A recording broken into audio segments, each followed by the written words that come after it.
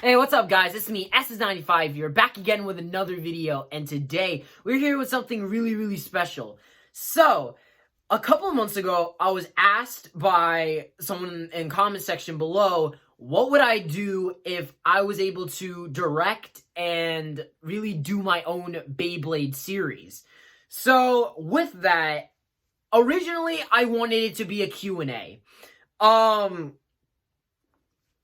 It was just, originally, I was just gonna do a Q&A type thing and, say, like, one thing and then leave it at that. But then I kind of realized that there was more I wanted to do with this. That there was more that I could say about all of this. So I decided to really kind of bring you guys my own story. That I was going to do a full-length video covering this. Because I also said in the comment as well that it was probably going to be a video within of itself. So here we are with a video within of itself. So this is my own Beyblade story. Now, how this is going to work is, it's actually kind of simple if you really think about it. I'm going to try my best to incorporate all three elements of each Beyblade generation. Pretty much, I'm going to be trying and take things from Bakuten, Metal Saga, and Burst, all Burst respectively. I'm not going to really dive into the spin-offs as much as, well, those are kind of forgotten, but also nobody really talks about them. But also, it's just, those are the main three. Those are the main three that people know and that, everyone has the toys of. I'm going to pretty much be taking a lot of inspiration from those three, and also at the same time, also adding in my own stuff as well. So, what exactly I'm going to try and do is I'm going to try and keep this story as open-ended as possible. Meaning that I'm going to be referring to the main character as MC instead of, having like a specific name for characters. I'm not going to dive into too much detail about characters and their backstories and stuff like that, as I want this story to kind of feel like more of kind of an insert type story, because I kind of want stories like those stories are supposed to be relatable. I want stories like this to really be relatable and for people to kind of have fun with this. And also, well, I have some fun with this too. So, with that out of the way, let's get started with the series format. So here's how the series will run. I vision that it will run for probably 4 seasons and 26 episodes. Why I'm picking 4 seasons is because, number one, most of the Beyblade series have had an average run of 3 seasons at most. Bakuten had 3 seasons: the original, V-Force, and G-Revolution. The Metal Saga had Metal Fusion, Metal Masters, and Metal Fury.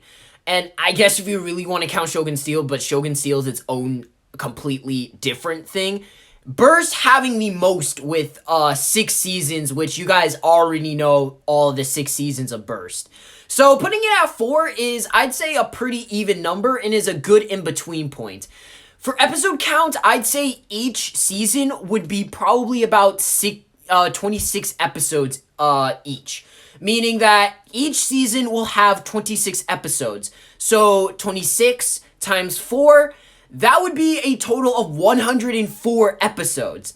Now, why am I doing a 26 episode count instead of the usual 52?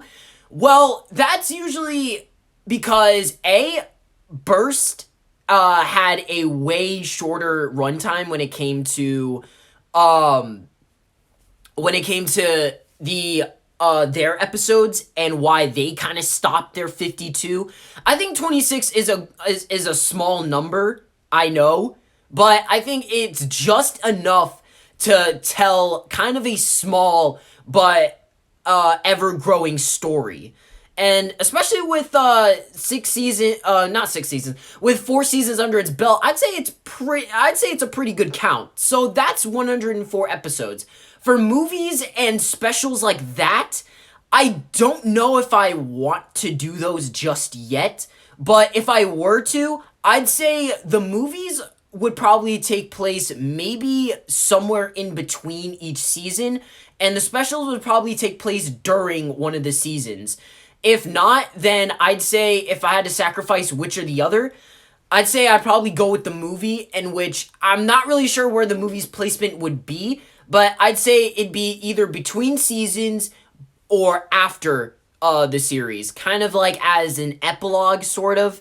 But I haven't even talked about the beginning of the series yet. So how this will work is I will be going through and pretty much talking about each season individually, meaning I'm going to be talking about the first season and how I would want that to go, and then after I get done with the first season, I will talk about the second season, so on and so forth until we reach the end. So, with that out of the way, let's get started with what I want to see from the first season. The first season is going to be the most simplistic one to really dive into and explain, because really this is kind of just the introductory to everything that would happen going forward. Really, this season will be used to pretty much introduce the characters that we will later all grow to know. And this is where, in order to explain this, I'm going to have to bring my own elements to the table, because I want this series to be really different from all the other three series. The first element is going to be that I won't have a tournament premise in this season. The tournament premise will come up a lot later, but for this season in particular, I'm just going to be sticking with regular old battles. The second element I'm bringing to the table is a school element. Now, hold on. Beyblade has done this before, alright? Beyblade has kind of gone into detail. Well, not really detail, but they kind of have gone into the school aspect. As you guys saw from, the early season of Burst, Vault being in school, and even in the original Plastic Gen series, V-Force had Tyson going to school. So I want to kind of bring in the school element, and really, this is where kind of it's going to be a big setting for the characters. This is where most, if not almost all of the main events happen. And sure, I'm going to, have battles and different things take place in different locations, but the school element is really just going to be the core of all of it, at least for the first 3 seasons. So the first season opens up with our MC battling against a bunch of little kids on a playground. From here, we find out our MC's personality and their battle style and really what's been going on with our main character. So after they win a couple of battles, they end up having to leave for the day due to the fact that it is sunset. So as they rush home, we get a little bit of backstory as to what was going on and how and what will be happening going forward. After they rush home, they end up preparing their stuff for the new school year. So then we end up smash cutting to them walking to school and pretty much just go through their whole day. I know that this is fast-paced, but please just bear with me, because, like I said, this season is so simplistic. But I'll get into that a lot later. So, pretty much, they go through their whole day, and this is where we end up meeting our first friend in our friend group, and they challenge our main character to a Bey battle. From here, this is where we find out how our battling system actually works. To do this, I'm going to have to split MFB, Bakuten, and Burst into 3 different categories. If you're going off of Bakuten and MFB, those two will have similar battling systems, for they will only have 1 round, and pretty much, anything goes, where stadium outs and sleep outs are a thing, and they only cost 1 point. Oh, and the draw result is also a thing. For Burst, this is where I'm going to change up the battling system just a little bit. Of course, you're still going to have the regular ring outs and over finishes, but I will count the draw result as 1 point. The reason why I'm doing this is because past seasons have done this thing where they kind of just milked the premise of, which Bay drops out of the stadium first and who really gets the point, and just honestly, the draw result just being non-existent in Burst. So I really want to bring that aspect back. So anyway, they end up battling, and this is where we find our MC's personality, and that they're really just the typical Beyblade protagonist. Keep this in mind because this will come up a lot later. Just a heads up. And from here, our MC wins the battle, of course, but, it's not that easy because our new friend over here actually has some pretty good skills and obviously gives our MC quite a bit of a challenge, but either way, they end up prevailing. And this is where they end up becoming friends, and that's pretty much the whole opener for the whole season. Pretty much from here, this is where, our MC starts building up their band of misfits and honestly just start causing trouble around the whole entire school while bay battling a bunch of people. And that's really just how they build their friend group, and that's pretty much the whole premise of the whole season. Of course, I will have the overarching plot of, going up against the upperclassmen and student council, where I think that will really give our MC motivation, and which their motivation is going to be becoming the top blader in their school. And that's really just going to be the whole premise for the first 3 seasons. And the first season ends with just a regular celebratory type battle. This season has such a slice of life type feel to it, which is why it's so simplistic to talk about. However, going forward, the seasons will have more of a focus, and that will come up with the addition of the second season. The second season will start off similar to the first season, and this is where I'm going to be introducing the tournament arc as the main focus, in the form of the school festival. So, our student council is kind of fed up with our MC and their band of misfits causing trouble around the school due to their fun of bay battles. And through this, they end up challenging the MC and their band of misfits to the tournament. Through this, our MC is obviously hyped because this is going to be a way for them to become the top blader in their school. And, obviously, in the typical Beyblading fashion, they accept the challenge. And from here, this is where the season is going to just kind of be them upgrading their bays, upgrading their gear, and pretty much setting up for this tournament. This is also going to be the season where our MC is going to be able to tap into their power of, their bay. Because I still want to add in the fantasy aspect of Beyblade, because that's what's kind of been missing for a lot of people, especially MFB had way more of a fantasy aspect to it. So I want to kind of bring that back for this season. So as they're upgrading their gear and their bays, RMC ends up tapping into the power to be able to communicate with their base spirit, avatar type thing. And this is where they end up unlocking new powers and new different abilities, which is in the form of their special moves. Now, special moves have kind of been a thing for the first season. However, they weren't really much touched upon. Here for the second season, the special moves will come up a lot more. However, I'm going to be saving that for the tournament. Which, speaking of tournament, this is where we finally enter the tournament type arc. And everyone gathers around, alright? Student council versus this band of misfits. This is probably the most hyped arc of this season. And, of course, this is how the play-by-play go. 8 bladers, 4 different battles in the semifinals, and then there's a final. So, pretty much, in the first 4 battles, RMC, goes against the student council. And the thing is that it's not that easy. Because these student council members are experienced. However, RMC also has went up against these guys before, so it's not really too much of a problem for him. However, for their friends, it's a whole nother story. This is where we also end up seeing their friends and, what skills they bring to the table and really get to see their time to shine as well. However, I will say this.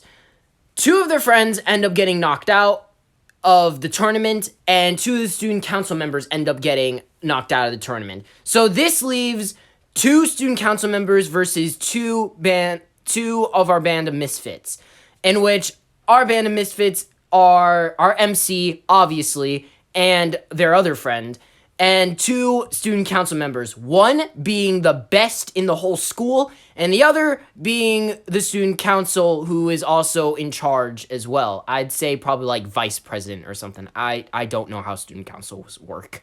Anyway, so during these battles, our MC's Bay is trying to communicate with our MC and really trying to really focusing on the connection and get them to kind of really control their power, because during these fights or during these battles, RMC is kind of struggling to control this new power, this newfound power that has been bestowed upon them.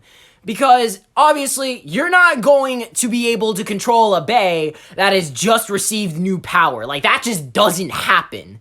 So RMC is, struggling a little bit, but is able to get some sort of control over it. Obviously, our student council member sees this, our veteran student council member actually, sees this, and is very kind of analytical, but also skeptical of RMC's newfound power. Anyway, so our friend, MC's friend, our little friend, ends up battling the vice president, and those 2, that battle ends in a draw. No matter which generation you want to go with, that battle will end in a draw. This leaves our veteran student council and leader of our band of misfits, our MC. Now, during this fight, this is how it goes. In MFB, there is a 4-point system, meaning that each battle will pretty much, they go up to 4 points. And each battle, you either get 1 point. However, I will change the fact of stadium out being worth 2 points. And for burst, I will have the draw result be 1 point as well. Well, for each person. So that's pretty much how that battle will work.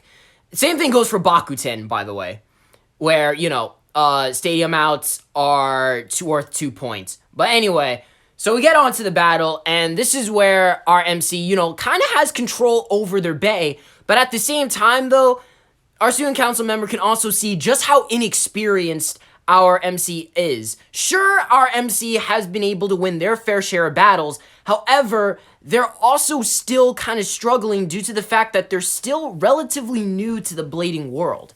So, obviously, they wouldn't really have much control over their Bay.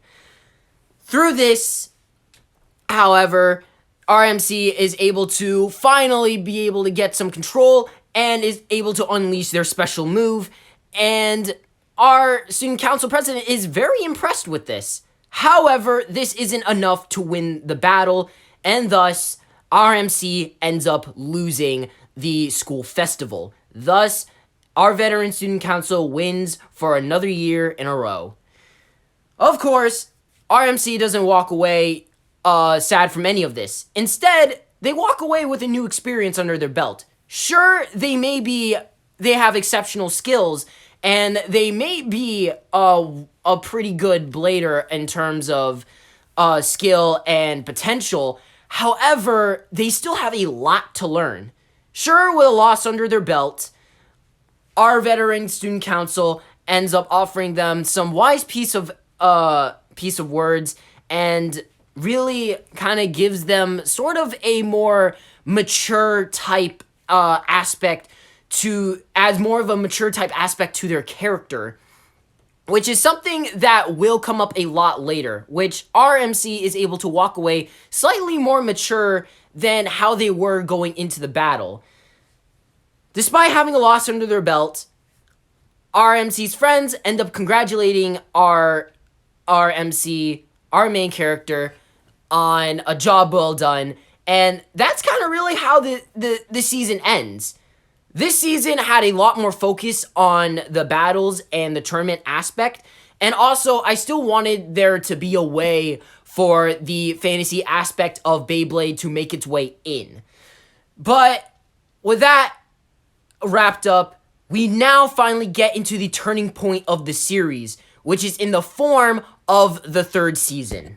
Season 3 will pick up right where the tournament left off, which is pretty much where our MC is trying to figure out how to control their power. And, they're battling against their friends, and they're kind of struggling just a little bit, but they are getting better. This is also where the base spirit tries to communicate with our MC, and they're kind of giving them small tips here and there, and our MC isn't exactly listening or is very stubborn about the fact that they have to take these tips into an accountability. This is where a mysterious character comes in, and this is a person that will change the whole entire story for this season. This kid ends up trying to befriend our MC and their friends, and they obviously accept him into the group. From here, we end up finding out that this friend of ours is actually a transfer student and is new to their school. Here, the transfer student tries to help our MC really control their power, and this is where the base spirit tries telling our MC that there's something odd about this kid and that there's something isn't right here. Obviously, our MC isn't going to take this very lightly, and this is where, our main character is very, very stubborn in this season, or at least the beginning. Not exactly the best listener, but does keep this in mind. Here, our transfer student actually has ulterior motives because the group ends up finding out that our transfer student is actually a blader. However, this blader has some ulterior motives. So, to start off, this is where the season kinda sorta goes into detective mode. Because someone is going around and destroying other people's bays. And our band of misfits decide to try and investigate why all of this is happening and who's causing this. Obviously, this gets the attention of the student council, and they're put into question. This puts a lot of stress on our main character due to the fact of everything going on, and that this doesn't really stand for what they believe in when it comes to Beyblade. Obviously, that our protagonist believes that Beyblade is all about having fun and getting stronger. So, to have the blame be put onto to our band of misfits, this causes our main character to start stressing out and to really kind of take all of their problems onto their shoulders. This causes a lot of stress and also ends up causing our MC to really start taking things a lot more seriously. This is also where their attitude begins changing as well, which comes in the form of them ending off their battles as quickly as possible. And from here, our friends start to really get concerned for our main character, and they're really just checking up on them, making sure that they're okay, and our MC, denies that there's nothing wrong with them and that they're completely fine. When in actuality, they're really stressed about this situation and want to find whoever is breaking other people's bays and wants to stop them for good. This gets the attention of our Beyblade spirit, which is pretty much where they start getting concerned for our main character. And they pretty much tell them that if they keep stressing about this situation, they're going to tear themselves apart. And obviously, our MC does not listen throughout this at all. Their sense of justice is so great that they refuse to listen to anyone, and that they pretty much will put anyone's problems into their hands, which we're gonna find out that this will later become their downfall in a way. So from here, this is where they continue to keep making other people's problems their problems, and even the student council becomes concerned for their safety. And of course, our protagonist denies that they are fine. Later on, we end up finding out that one of the student council's members ends up getting their bay destroyed. And this puts a huge target onto our band of misfits and the transfer kid, as all eyes or fingers point towards them. This gets our MC really riled up due to the fact that they want to protect their friends. So here, they now are defending the transfer student, and this is goes all according to their our transfer student's plan, which is pretty much to get them to be on their side, which seems to be working in their favor. And this is where our MC is just going to dive completely off the deep end, which is where they literally say that if they continue to do this, they will fight the whole student council just to protect their friend. And this takes them aback because the MC, because MC has never acted like this in any of the other seasons, nor any of the other episodes. So this is very, very new to them. Now our MC is actually starting to get very aggressive and very apprehensive about different situations. And this continues to concern our friends due to the fact that our MC begins to start pushing people away and tries to deal with the problems all on their own, which will then later come back to bite them. This leads to the night battle. The night battle is going to be kind of the turning point for this season and the story, and will be very detrimental to our MC's development. So here's how it goes. Our MC one night is just sleeping in their bed and really just having a quiet, peaceful night. This is disrupted by a phone call that they get, and the number ends up being one of their friends. And through the phone, they say that, MC, we need your help. One of our friends is being attacked. Through this, our MC just completely goes into full panic mode. They grab their gear and they run all the way to the playground with the moonlight shining down on them. From here, we can hear the sound of a bay battle going on. And then we just hear this crack sound. This shattering crack sound that sounds like glass just broke. As our MC makes it to the scene, they are shocked to find out that one of their best friends' bays have just been shattered. And the person who shattered their friend's bay ends up being the transfer student. Our MC is very, very mad at this and demands answers. This is where our transfer student decides to go into their master plan and reveals that they want MC's power. That MC has a power that no other blader has, and that is being able to communicate and sense different blading spirits. Through this, our MC just becomes even more upset. The fact that the transfer student has betrayed their friendship and has went out of their way to break other people's bays and to not only attack the student council, but also ends up attacking their closest friend, this sends them into a state of rage and vengefulness. This is where our MC stops blading for fun and now starts blading for vengeance. And this is where our transfer student takes advantage of this. Using the negativity of our MC, they end up toying with our protagonist. And our protagonist is just going into this battle head on. Just no breaks, no nothing. No strategy, no nothing, pretty much.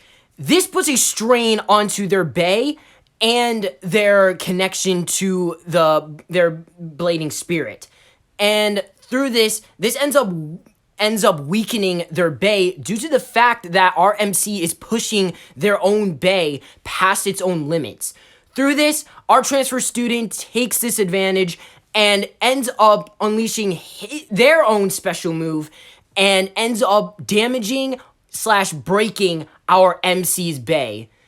Through this, our MC is in a state of distraught, reflecting back onto everything that has been said to them and what actions they have taken to up to this point, making them really think back onto everything that has happened. And through this, RMC has stopped being our typical Beyblading protagonist. And from here, they are now just left as a distraught and saddened, broken blader. We smash cut to a few weeks later, and it ends up being the graduation ceremony. Obviously, RMC's friends are very, very worried about them, and because they haven't seen them for some time. However, our student council ends up reassuring them that the MC will be fine and that they'll show up.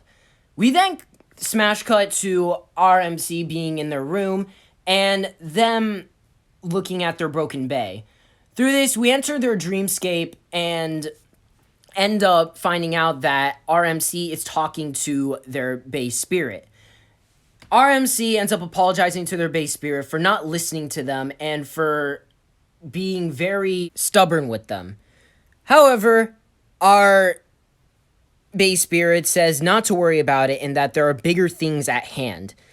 This is where they kind of give them the pep talk and ignites a spark in our MC, in which our MC now knows what to do and heads for the school. We then come back to the school and we see the transfer student getting ready to receive their reward with a very smug look on their face until our MC pops through the door where they are extremely underdressed for this graduation ceremony. And they outright challenge the transfer student to a rematch. From here, the transfer student pretty much says, look, our battle's done. There's no need to have a battle anymore. However, our MC ends up showing off their newly evolved or upgraded bay, and this sparks an interest in our transfer student, and our MC states that this battle isn't over until they say it's over.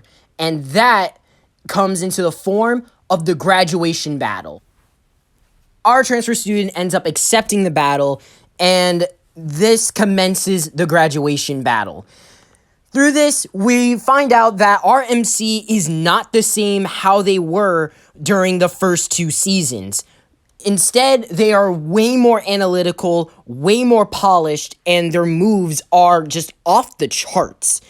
This gives our transfer student a lot more trouble. Now, here's how the battle goes.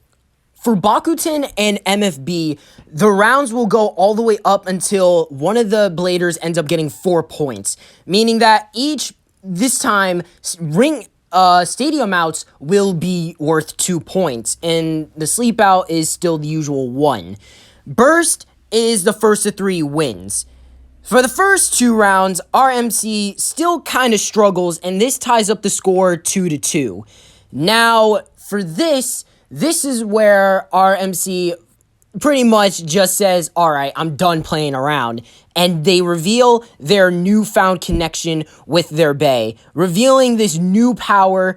And our transfer student then begins to tap into their own power, and it begins a battle of light versus dark. And through this battle, light prevails, and our MC ends up winning. And as they win, they send the transfer student's bay out of the stadium and wrecks their reward. Through this battle, everyone cheers for our MC, and really they start to find out that our MC has changed since the beginning of the first season. And our student council is very impressed with our blading MC. However, it's not done just yet, as a few weeks end up passing and RMC ends up receiving a trip to go to Japan. And through this, they end up having to leave their friends behind.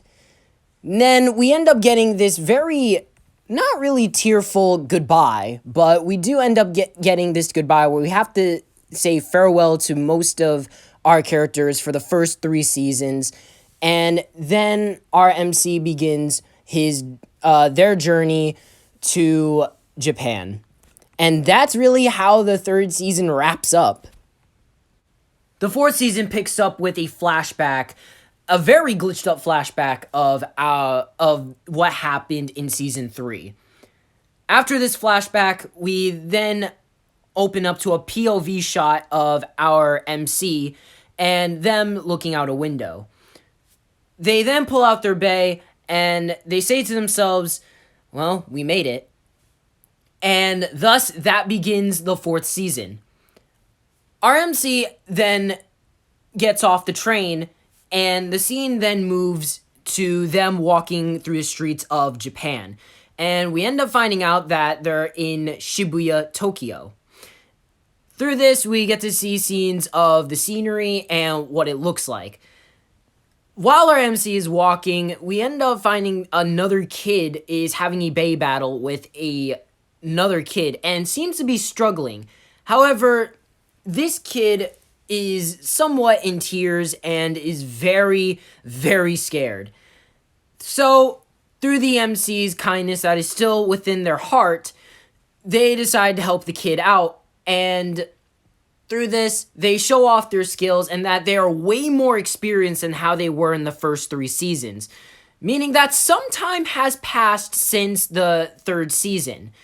Through this, the little kid ends up becoming very, very inspired and asks our MC to become their teacher and for them to be their trainee. Initially, our MC is taken aback by this and initially refuses. However, through enough bribing and enough begging, they eventually end up accepting, and the whole 4th season is pretty much just the MC training up this little kid to become a stronger blader. I'd say throughout the season, they would share a lot of compassionate moments, and that eventually they would reveal their backstories to each other. I'd say that our MC would open up about what happened during the 3rd season, and I'd say that the little kid would go into more detail about their life and what happened that would lead up to them meeting the MC. Through this, they find out that they have a lot of similarities with each other, and that our little kid actually ends up teaching our MC how to have fun with blading again due to what happened in the 3rd season. So in a way, they kind of teach each other and fix broken pieces that they lost along the way. However, this is only for the first few episodes in the 4th season. For the second half of that season will finally be the last tournament arc, which will be in the form of a league battle. So our protagonist and their companion end up receiving an invitation to compete in this sort of like tournament battle league cruise type thing where they would board a cruise ship and would compete in a league battle. From here, they would accept with the MC kind of being a little lenient about it, but still being able to find some joy out of it. From here, they end up getting divided into 4 different divisions, and they would be competing against 2 other bladers, in which our MC, using the power that is using their power that they have built up throughout the seasons, they are able to sense that these bladers are similar to the transfer students' power way back in season 3. So through this, our MC becomes a little worried, but our companion reassures them that they'll be fine and that they'll win anyway. So our MC, finally being reassured, they go into the battle with some confidence within themselves. Through this, the two would pretty much be kind of a team in a way, where they would pretty much trade off battling one person and then the other. And this is where we see the growth of our companion Blader, and really kind of see just how far they've come since the beginning of season 4. As for our MC, we can kind of see that how they battle is that they're taking things a little bit seriously, but also it doesn't look like they're having a lot of fun, as they don't really smile as much as they did way back in season 1. Our companion takes notice of this and realizes that they need to be taught a lesson about the fun in blading. So this takes us to the end of the Battle League, where the two face off against each other after racking up enough points. From here, this is where we get into the battle, which will finally get our main character to come back to how they were at the start of the series. The battle starts off with our companion Blader being very, very analytical about everything that's going on, and our MC, taking their time and really trying to get what they're trying to pull. From here, then they would just start going at it, pretty much. They would be pulling everything that they have in their disposal, and throughout this, MC can see just that tiny bit of themselves that they lost during the 3rd season within their companion. And this is where our companion asks our MC, "Are you having fun yet?" with a smile on their face. This sparks a fire in our MC, and then we finally see them smile again and begin to have fun. From here, the battle just continues to become more explosive and way more action-packed than it ever has been. And through all of this, our MC does it all with a smile on their face. From here, the Bays reach their limit. They are at the point where they are pretty much at a standstill. From here, our MC and our companion end up looking at each other, smiles on their faces as they unleash their final move, and everything then fades to white. Now, you may think that this is where the 4th season ends. However, that's not the case. We then cut to our companion being in school and in their class, looking very, very bored. However, their teacher walks in and announces that they will be having a new student join their class.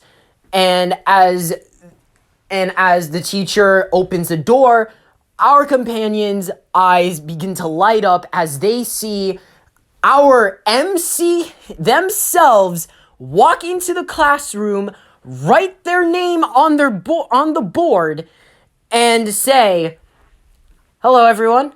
I'll be joining your class today." With a smile on their face, our companion smiles as well, and that brings the series to a close. Before we leave off, I just wanted to pretty much go way back, into what I would do if there were going to be specials and movies. I think if I were to do a movie, it would be more of an epilogue, where it would focus on events that would happen after the main story. And if I were to do specials, then they would probably take place in between seasons and kind of just be these little one-shot type things. And they don't necessarily have to connect back to the story. Whether they want to be canon or non-canon is completely up to you. But otherwise, though, that about wraps it up for this Beyblade story and this video as a whole. This video has been going on since October, and it's kind of crazy how this project took so much of my time. But I didn't want to leave you guys hanging, because I know that the Burst Spriggan video is not coming out until way later into November. And I wanted to kind of do something really special, because by the time this video releases, I'm going to be 18 years old. So I guess kind of count this as like a birthday type video, but at the same time, not really. But yeah, this was a lot of fun to do. I think I could have done a little bit better when it came to, storytelling bits, because I think as the video kept going on and everything, I think I kind of got into it, but then I kind of fell back out of it. Some of the characters needed fixing up to do, but this was a story that was kind of based on something I did for middle school, and obviously, for stories like that, they definitely need like a lot of fixing up to do. Will you guys ever see the original draft? I doubt it, but otherwise though, yeah, that's gonna be it for this video. I hope you guys really enjoyed this video, because I know I did, and let me guys know in the comment section below what you guys think of this video. But anyways, that wraps it up. Please like, comment, subscribe, do whatever you want, and I'll see you guys in the next video. Peace.